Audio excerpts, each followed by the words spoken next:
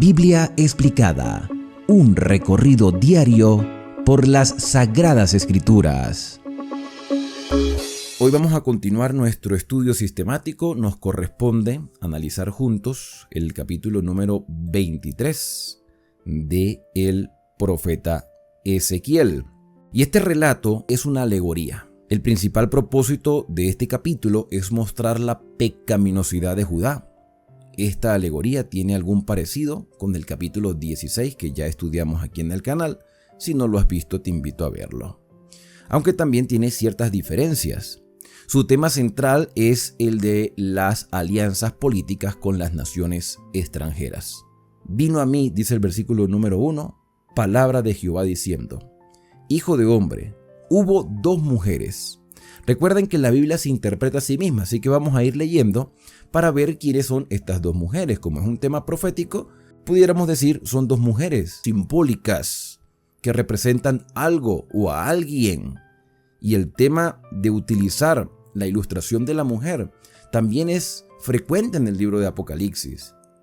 Apocalipsis habla de una mujer en el capítulo 12 vestida del sol, y en el capítulo 17 habla de una mujer con un vestido púrpura y con una copa llena de abominaciones montada sobre una bestia escarlata.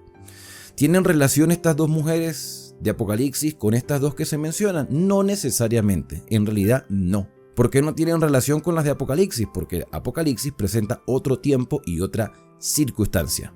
Y aquí estamos hablando de dos mujeres simbólicas que estaban en el tiempo en que se presentó este mensaje.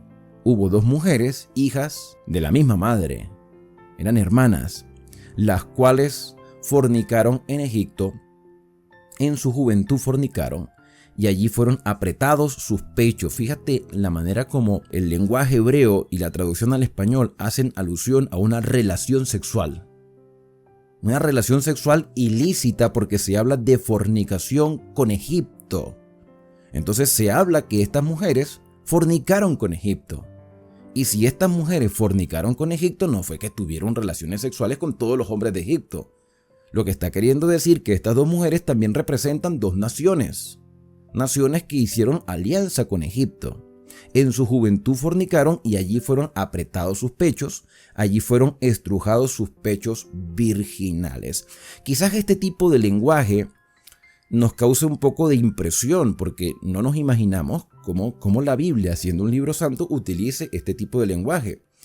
Pero era muy común, y en el libro del Cantar de los Cantares también vimos que se utilizaba ese lenguaje, aunque el castellano trata de suavizar un poco utilizando eufemismos. Pero aquí no se utiliza eufemismos, aquí se utiliza es la alegoría. Como una mujer virgen que pierde su virginidad inadecuadamente, así se está comparando a alguien o alguna nación en específico. A simple vista pudiéramos decir que estas dos mujeres están representando a Israel del norte y a Judá del sur, porque ambas ciudades, Jerusalén y Samaria, que eran las capitales de estos dos reinos, Israel en el norte con Samaria, Judá en el sur con Jerusalén, ambas ciudades eran descendientes de los hebreos, eran hijos, todos los que vivían en esa tierra, hijos de las promesas del Señor, hijos de Abraham, que por situaciones políticas se dividieron. Y esas mismas situaciones políticas los llevaron a buscar el favor de otras naciones. Así que tanto Jerusalén como Samaria, o sea Israel del norte y Judá del sur, tenían antepasados comunes, y por supuesto esa historia de los antepasados estaba relacionada con Jehová, con el Señor, con Adonai. El versículo número 3 entonces hace esta descripción de una relación ilícita con Egipto, y para los fines que se persiguen en esta parábola se presenta a las hijas como si hubieran existido la una independiente de la otra, aún durante el periodo de la permanencia en Egipto. Cuando estuvieron como esclavos en Egipto todos los israelitas, aún así se les describe como si fueran independientes, Judá e Israel como separados. En su juventud se habían apartado de Dios, y en ese tiempo no se consideraba que la nación de Israel hubiera estado desposada aún. La relación o el compromiso de pacto con Jehová acaecido cuando se concertó el pacto en el Sinaí fue roto a causa de esas alianzas que después se siguieron haciendo en el futuro con otras naciones. Versículo número 4. Y estas dos jovencitas, porque eran vírgenes, una, la mayor, se llamaba Ahola y su hermana se llamaba Aholiba, las cuales llegaron a ser mías, dice el Señor. Está hablando de las naciones de Israel y de Judá. Y dieron a luz hijos e hijas, y se les llamaron, y aquí está la interpretación, Samaria, que es la capital de Israel del norte, se le llamó Ahola, y a Jerusalén se le llamó Aholiba. ¿Y qué significan esos nombres? Que son algo parecidos unos del otro, porque son hermanas. El nombre Ahola, con el cual se describe a Samaria o Israel del norte, traducido al español sería algo así como tienda de ella o casa de ella, o morada de ella, haciendo alusión a un lugar de adoración. Cuando los judíos y los samaritanos se separaron, cuando Judá se separó de Israel, o Israel se separó de Judá y quedaron como dos naciones separadas, con Jeroboam y con Roboam, el hijo de Salomón, los del norte hicieron sus propios centros idolátricos para que las personas no tuvieran que bajar al templo de Jerusalén. Y se le llamó Ahola, la que estableció su tienda aparte. Hizo su tienda aparte, hizo su santuario aparte, hizo su centro de adoración aparte. Se independizó, no quería tener relaciones con el templo, aunque el mismo Dios había mandado a construir ese santuario. Y Aholiba, la traducción al español sería mi tienda está en ella. Ahola, la tienda separada, y Aholiba, mi tienda está aquí en Jerusalén. Por eso es que el Señor Jesús, cuando estuvo aquí en la tierra, que estuvo hablando con la mujer samaritana le pregunta al Señor Jesús, ustedes dicen que en Jerusalén debemos adorar, nuestros padres dicen que debemos adorar en este monte. Y el Señor Jesús le dice, la salvación viene por los judíos, pero que Jesús era de Judea, o Jesús nació en Judea conforme a la promesa. Es decir, la salvación vendría de allí porque el templo estaba en Jerusalén y el templo era la prefiguración del plan de salvación. Versículo número 5, Ahola, que es Samaria, Israel del norte, cometió fornicación aún estando en mi poder, y se enamoró de sus amantes los asirios, vecinos suyos, vestidos de púrpura, gobernadores y capitanes, jóvenes codiciables todos ellos, jinetes que iban a caballo. Se prostituyó con ellos, con los asirios, con todos los más escogidos de los hijos de los asirios, y con todos aquellos de quienes se enamoró, se contaminó con todos los ídolos de ellos. Fíjate que la nota siempre es repetitiva. Israel debió haber sido una luz al mundo, pero por su egoísmo y por sus problemas políticos se separaron de Judá, hicieron las cosas a su manera y adoptaron las costumbres de esas otras naciones, adorando y creando altares de adoración semejantes a los que estaban en Asiria. No dejó sus fornicaciones de Egipto porque también adoptaron ciertas costumbres de Egipto. Cuando salieron de Egipto tenían también costumbres arraigadas que tenían que poco a poco irla eliminando de su vida. Y aquí hay una lección para nosotros, porque si bien Dios no escogió a Israel por ser perfecta, por ser una nación santa en sí, sino que Dios la fue santificando, dándole sus leyes y preparándola y comprometiéndose el Señor con Israel a ser su proveedor constante para que ellos cumplieran una misión salvífica para con las demás naciones. A pesar de eso, Israel tenía que tener un proceso constante de cambio, de transformación, de mejoramiento, de santificación. ¿Y cuál es la lección para nosotros? Cuando tú aceptas la verdad que está en la Biblia, el mensaje de salvación, cuando aceptas a Cristo como tu Salvador, tú no vas a cambiar de la noche a la mañana. Tus pensamientos van a ir cambiando progresivamente. Tus acciones van a ir cambiando también progresivamente. ¿Qué es lo que cambia de manera automática? Tu condición. Tu condición. Es decir, el Señor te perdona automáticamente. Ya no eres un pecador, eres un perdonado. Y como perdonado, en agradecimiento a Dios por lo que Él ha hecho por ti, tú comienzas a experimentar un cambio constante. No por tu propia fuerza, sino por la ayuda del Espíritu Santo. Israel tenía que pasar por ese proceso de santificación, de purificación constante, progresivo. Por eso es que Pablo decía, no es que yo lo haya alcanzado allá, pero prosigo a la meta. Prosigo, continúo. Nosotros no somos, decía Pablo, de los que se detienen ni retroceden. Nosotros somos los que seguimos hacia adelante. Entonces Israel debía progresivamente ir mejorando, pero fue todo lo contrario. No dejaron sus fornicaciones de Egipto, no dejaron sus costumbres, porque con ella se echaron en su juventud.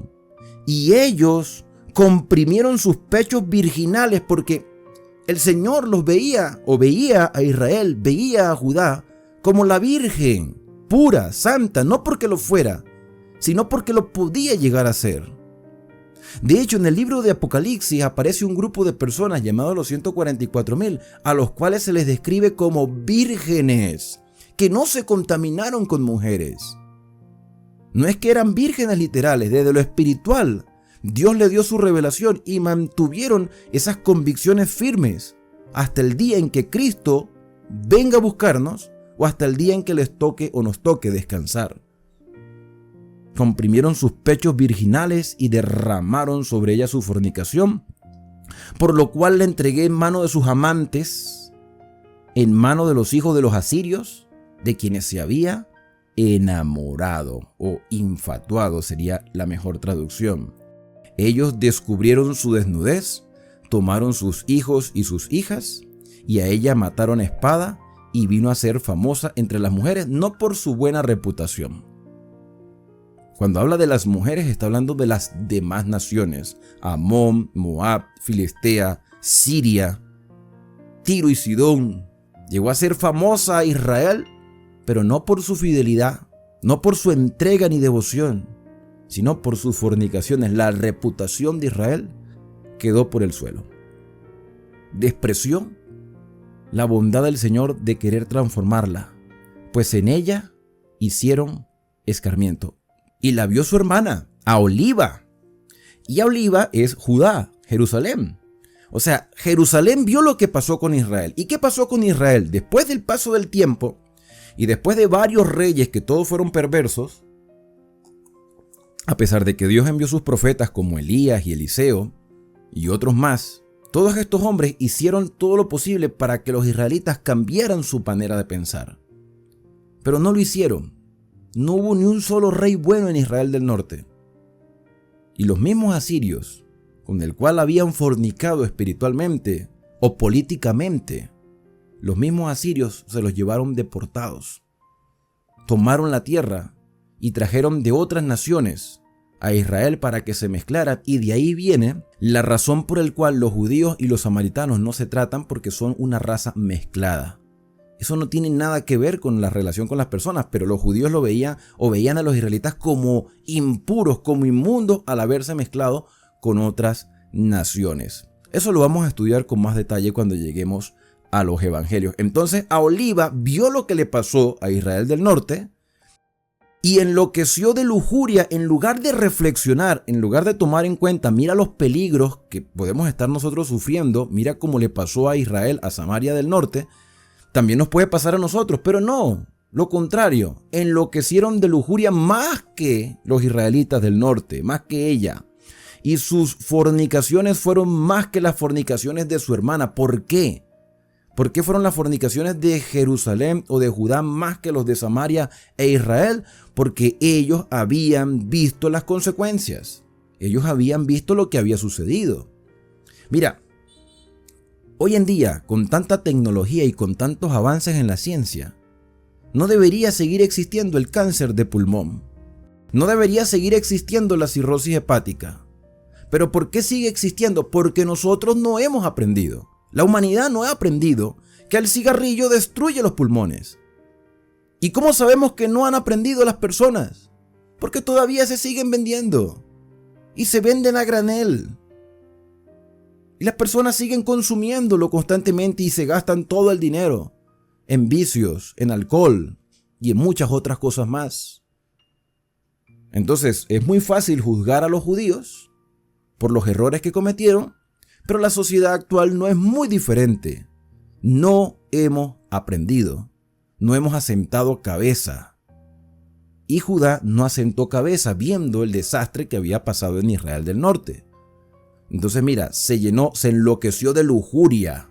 Sus fornicaciones fueron más que los de su hermana. Se enamoró de los hijos de los asirios, sus vecinos. Gobernadores, capitanes, vestidos de ropas, de armas excelentes, de jinetes que iban a caballo. Todos ellos jóvenes codiciables hicieron lo mismo y fue peor. ¿Por qué fue peor? Porque ya ellos tenían el testimonio de Israel del norte. Y vi que se había contaminado en un mismo camino, eran ambas, era el de ambas. Un mismo camino era tanto el del norte como el del sur. Y aumentó sus fornicaciones cuando vio a los hombres pintados en la pared, imágenes de caldeos pintados de color. Era una costumbre de la idolatría pintar imágenes en las paredes, talladas. De hecho, ya vimos que en el santuario habían personas que estaban adorando reptiles tallados en la pared. Y parece que les gustó lo que vieron en Asiria, lo que vieron en Egipto, lo que vieron en Babilonia, en Caldea, y se lo llevaron a Jerusalén, ceñidos por los lomos con talabartes y tiaras de colores en la cabeza, teniendo todos ellos apariencia de capitanes, a la manera de hombres de Babilonia, de Caldea, tierra de su nacimiento. ¿Por qué se describe a Jerusalén como habiendo nacido o da a entender que nació en Caldea? Porque Abraham, que es el padre de la fe y que es el ascendiente de toda la generación de Israel, Abraham nació en Mesopotamia. Y Mesopotamia, traducido al español, es entre ríos, entre el Tigris y el Éufrates. Mesopotamia, ese lugar que después se llegó a llamar Babilonia o Babel. Entonces, claro, ellos vinieron de esas tierras, pero el Señor les dijo: salgan de esas tierras, salgan de su parentela y vayan a la tierra que yo les voy a mostrar. Pero como que la naturaleza humana dice: bueno, queremos volver a esas raíces antiguas de donde Dios nos sacó. Y aquí hay otra lección también para nosotros, porque el Señor sabe cuál es nuestra condición, sabe dónde tú y yo hemos nacido, sabe el hogar que nos ha tocado que desarrollarnos en ese hogar, que a veces es contrario a todo lo que Dios estableció. Pero de una u otra manera Dios nos sacó de la miseria donde estábamos, de los vicios, de las dificultades del hogar, de las peleas, las contiendas, la violencia que muchos han vivido en sus hogares. Dios nos sacó de allí. Y en lugar muchas veces de aprender de esa historia, cometemos los mismos errores de nuestros padres. Y hoy Dios nos está haciendo un llamado a comenzar de nuevo, a cambiar la historia. Dice el versículo 16 que se enamoró de ellos a primera vista. ¡Qué error! Y déjenme decirles que en el ámbito de lo común, de lo emocional, de lo sentimental, muchos jóvenes cometen el mismo error de enamorarse a primera vista. Y les envió mensajeros a la tierra de los caldeos. Así pues se llegaron a ella los hombres de Babilonia en su lecho de amores y la contaminaron, y ella también se contaminó con ellos, y su alma se hastió de ellos, se cansó de ellos de tanto que se mezcló. Así hizo patente sus fornicaciones y descubrió sus desnudeces, por la cual mi alma se hastió de ella. Dios también se cansó de tanta rebeldía, como se había ya hastiado mi alma de su hermana. Así que si los israelitas del norte fueron deportados, los judíos del sur también serían deportados, y ya habían sucedido 2 deportaciones, solo restaba la del año 586. Pero aún así, a pesar de todas las advertencias del Señor, aún multiplicó sus fornicaciones, trayendo en memoria los días de su juventud, haciendo las cosas igual como en el pasado. Tantos años transcurrieron y nosotros los seres humanos seguimos siendo iguales, en los cuales habían fornicado en la tierra de Egipto, y se enamoró de sus rufianes con lujuria. Es como el ardor carnal de los asnos y cuyo flujo como flujo de caballo. Esto es un poco más, es un lenguaje un poco más delicado, en el sentido de que no es fácil digerir estas palabras, porque recuerden que esto es la palabra de Dios. Pero fíjate que Dios es expresivo al momento de decir o al momento de comparar las acciones pecaminosas. En este versículo Dios le está diciendo: ustedes actuaron como animales que no piensan. Ustedes se dejaron llevar por las pasiones. Ustedes se dejaron llevar por las inclinaciones, como el asno y como el caballo. El caballo tiene deseo, se deja llevar por el instinto y hace lo que tiene que hacer con la yegua. Y ya, se satisfizo su impulso. Y esto desde el ámbito no solamente carnal, porque seguramente había abominaciones carnales, pero también desde el ámbito espiritual, porque todo va unido, una cosa va unida con la otra. Despégate de lo espiritual y nos dejaremos llevar por nuestros impulsos y haremos atrocidades que traerán consecuencias. Y Dios le dijo, mira, ustedes se han enamorado de rufianes. Ustedes han caído en una lujuria carnal como de animales, como de asno y como de caballos. Y eso nunca debió haber pasado, pero pasó. Y seguramente puede estar pasando también. Porque los seres humanos somos sensacionalistas, emocionales. Y hoy puede haber idolatría dentro de nuestras iglesias. Y puede ser que nos estemos dejando llevar por las pasiones. Nos concentramos más en lo sensacional que en la revelación. Nos estamos dejando llevar más por el momento, la alegría y la efervescencia que por realmente lo que Dios quiere para nuestra vida. Entonces, ¿en qué nos diferenciamos de los demás? Así trajiste de nuevo a la memoria la lujuria de tu juventud, cuando los egipcios comprimieron tus pechos, los pechos de tu juventud. Dios nos manda a salir de Egipto. Listo, ya salimos de Egipto. Pero entonces no te metas en Babilonia. Señor, pero tú nos trajiste aquí, pero fue por causa de su propio pecado. Ustedes hicieron alianza con los asirios. Ustedes hicieron alianza con los babilonios. Entonces aquí están las consecuencias. Para que usted vea, mira, es como cuando una persona, y aquí volvemos al ámbito de lo emocional o de lo que tiene que ver con la pareja. Porque esto da para todo. Cuando uno se deja llevar por la emoción, por el placer nada más, y contrae un matrimonio con alguien inadecuado, con el paso del tiempo, se arrepiente de haber hecho ese matrimonio. Yo no debía haberme casado.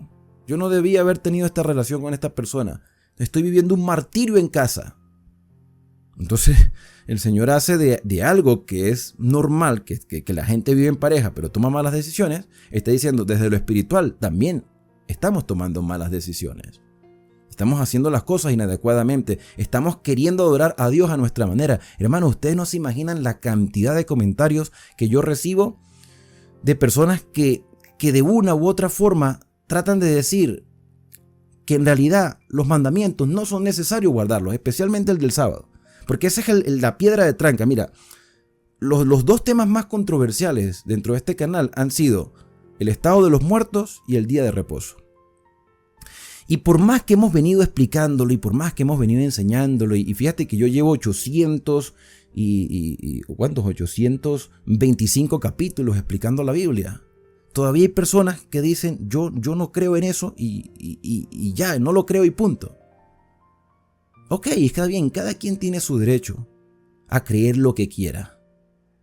Pero si yo quiero hacer la voluntad del Señor, yo no voy a creer lo que yo quiera, sino lo que Dios me está revelando. Por eso estamos estudiando versículo a versículo para tratar de ir entendiendo el mensaje por completo.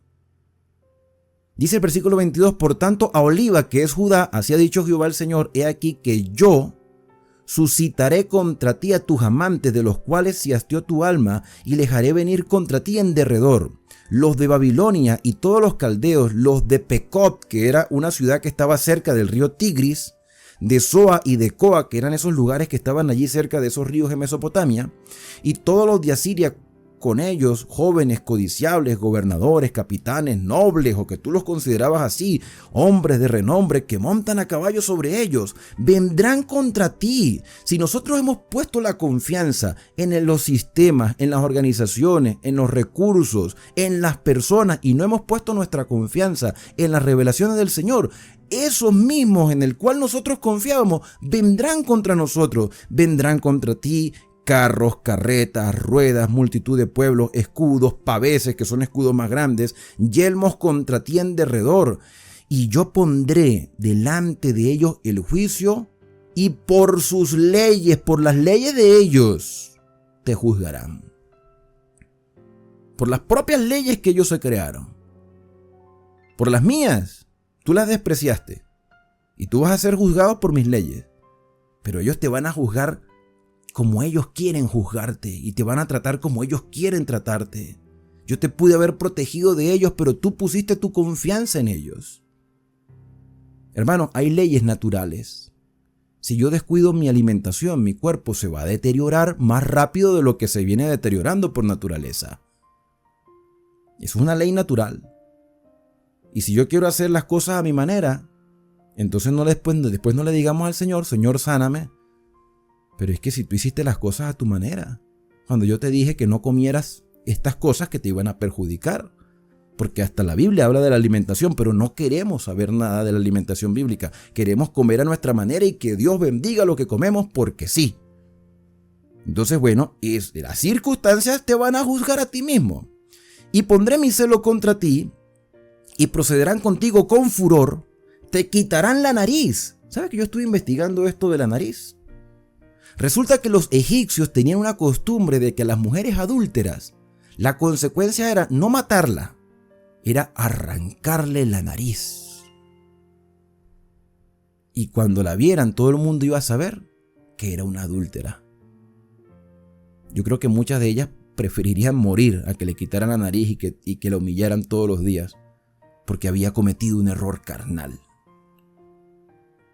Esto también quizás se aplicaba a los hombres, pero aquí estamos utilizando la imagen de la mujer. Hay personas que dicen, no, es que la Biblia es machista. No, la ley era tanto para hombres como para mujeres. Pero era más aberrante que una mujer cometiera una falta como esa, porque en realidad las mujeres en ese tiempo sí eran dependientes de los hombres. Eran más humillantes. En cambio, una mujer hoy en día, un hombre la traiciona y la mujer vaya a hacer su vida sola. Pero en ese tiempo no. Entonces, quizás desde ese punto de vista, la mujer tenía que ser un poco más prudente porque sabía que podía perder su dignidad y podía perder también su sustento. Y evidentemente muchos hombres también cometieron errores. No se crean que eso no era que era justificable, eso también era condenable. Pero en la sociedad inmoral en la que nosotros vivimos, aún así siguen existiendo esas tendencias. Un hombre en la actualidad, miren que no hay mucha diferencia de la antigüedad con la actualidad. Un hombre cualquiera puede ser un mujeriego y la gente va a decir, es mujeriego, pero no lo van a ver tan mal. Es malo, pero la misma sociedad se ha encargado de no verlo ya tan malo. Pero que una mujer esté frecuentando con muchos hombres, a pesar de que existe la liberación y que cada quien puede hacer con su cuerpo lo que quiera, vamos a ser sinceros que eso todavía en este tiempo es mal visto. De hecho, es malo. Pero si quitamos a un lado la parte cristiana, espiritual y vamos a la sociedad normal, aún así, en el mundo que estamos viviendo, que una mujer te frecuente con varios hombres es mal visto. ¿O estoy yo equivocado? Esa es la realidad. Entonces aquí dice, te arrancará la nariz y tus orejas, y lo que te quedare caerá a espada. Ellos tomarán a tus hijos y a tus hijas, y tu remanente será consumido al fuego. Y te despojarán de tus vestidos, y te arrebatarán todos los adornos de tu hermosura. Dice el versículo 27, haré cesar de ti tu lujuria y tu fornicación de la tierra de Egipto. Como queriendo decir, voy a intentar hacer todo lo posible de ayudarte a purificarte, pero no te dejas ayudar. Haré cesar de ti esa lujuria, tu fornicación, y no levantarás ya más a ellos tus ojos, ni nunca más te acordarás de Egipto. Estoy tratando de que cambies de mentalidad, porque así ha dicho Jehová el Señor, he aquí yo te entrego en manos de aquellos que aborreciste, en manos de aquellos a los cuales se hastió tu alma. En un momento, Israel y Judá los consideraba a ellos, a los asirios, a los egipcios, a los babilonios, los consideraba como inmundos. Pero esos mismos inmundos fueron los que con ellos se relacionaron, los cuales procederán contigo con odio y tomarán todo el fruto de tu labor y te dejarán desnuda y descubierta, y se descubrirá la inmundicia de tus fornicaciones y la lujuria de tu prostitución. Estas cosas se harán contigo porque fornicaste en pos de las naciones con las cuales te contaminaste con sus ídolos.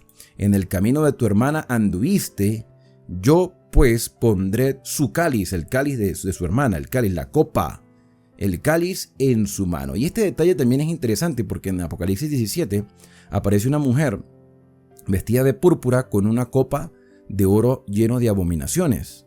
El cáliz es una copa. Y Apocalipsis habla de las 7 copas de la ira de Dios. Dios lo que le está diciendo aquí, yo voy a aplicar un juicio en ti. Te voy a juzgar por lo que has hecho. Así ha dicho Jehová el Señor, beberás el hondo y ancho cáliz de tu hermana, que es de gran capacidad. De ti se mofarán las naciones y te escarnecerán, como queriendo decir, así como fue Israel destruida, así también Judá va a ser destruida. Serás llena de embriaguez y de dolor por el cáliz de la soledad y la desolación por el cáliz de tu hermana Samaria. Lo beberás pues y lo agotarás y quebrarás sus tiestos y rasgarás tus pechos, porque yo he hablado, dice Jehová el Señor.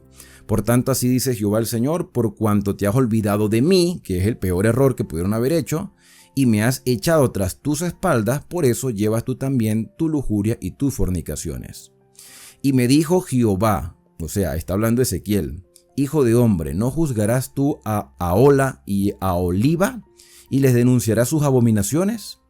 Porque han adulterado y hay sangre en sus manos y han fornicado con sus ídolos, y aun a sus hijos que habían dado a luz para mí hicieron pasar por el fuego quemándolos. Miren las atrocidades, esto ya lo sabíamos porque ya lo habíamos leído.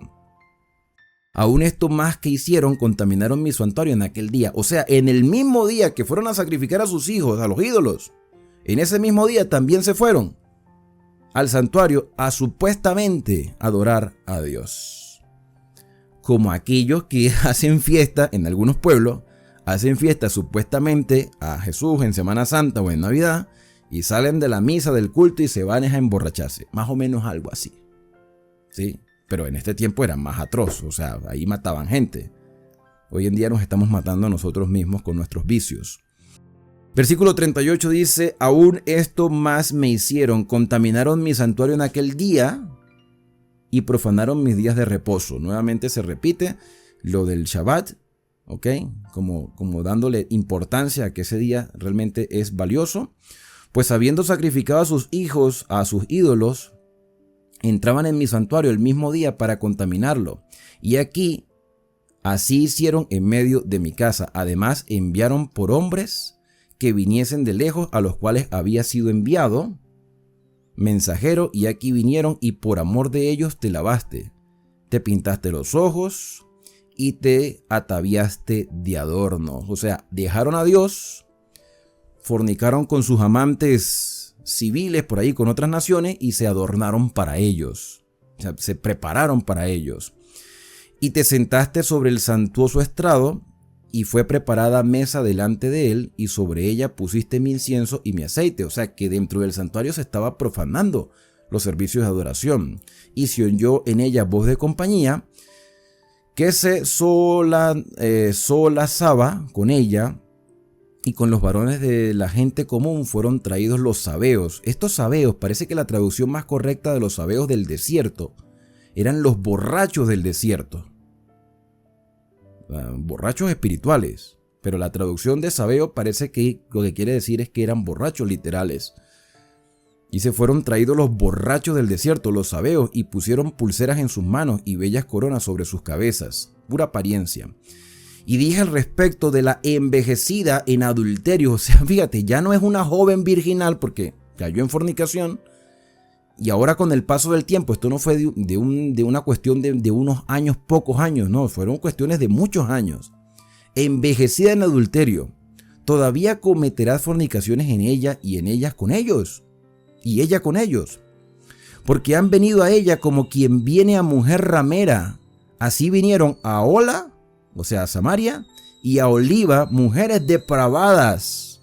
Por tanto, hombres justos la juzgarán por la ley de las adúlteras y por la ley de las que derraman sangre, porque son adúlteras y sangre hay en sus manos. ¿Y cuál era la ley de las adúlteras? ¿Cuál era la ley de las adúlteras? El apedreamiento. Hay una historia en el Nuevo Testamento de una mujer que fue conseguida en el mismo acto del adulterio. Y la ley decía eso. La ley advertía que si una mujer cometía algún tipo de falta de adulterio, iba a ser apedreada. Ahora recuerden que aquí estamos hablando de la ciudad de Jerusalén. Tú vas a ser juzgada por la ley de las adúlteras, por los justos o por los que dicen ser justos. y por la ley de las que derraman sangre, asesinas. O sea que no solamente Israel era considerada adúltera espiritual, sino también asesina espiritual, por las enseñanzas que transmitían los sacerdotes, los reyes y los profetas, porque son adúlteras y hay sangre en sus manos. Por lo que así ha dicho Jehová el Señor: yo haré subir contra ella tropas, la entregaré a tribulación y a rapiña, y las turbas la apedrearán y la atravesarán con sus espadas, matarán a sus hijos y a sus hijas, y sus casas consumirán a fuego. Y haré cesar, y esto es lo que Dios quiere, hermanos. En realidad, Dios no quiere la muerte del impío. Dios quiere que el impío cese de sus pecados.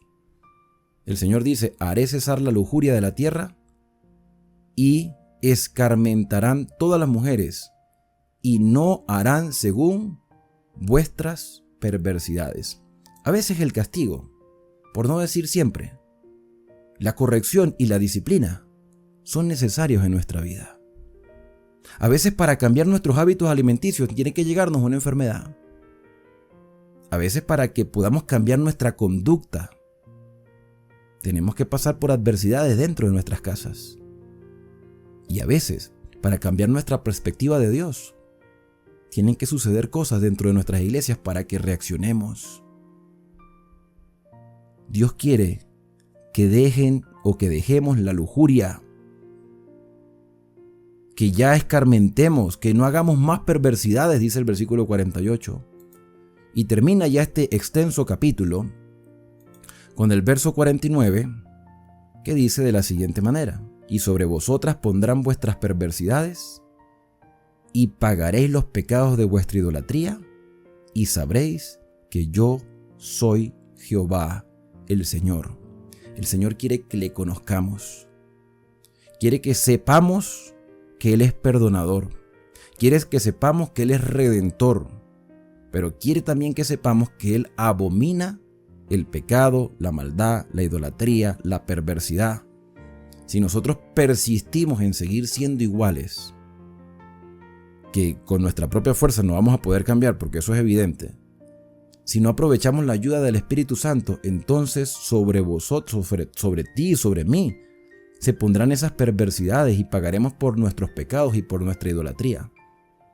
Dios quiere que le conozcas ahora, para que estos castigos que tuvo que sufrir Israel y Judá no los recibamos nosotros, porque para ti y para mí aún hay esperanza. Yo no sé lo que tú hayas vivido en el pasado ni la experiencia que hayas tenido, pero hoy Dios puede perdonarte, Dios puede restaurarte, porque Él quiere que cesen todas esas cosas de nuestra vida. Quiere hacernos nuevas criaturas, quiere transformarnos, quiere rescatarnos, quiere permitirnos entrar a la patria celestial, y eso debe fortalecer nuestra fe y debe llenarnos de mucha esperanza en este día.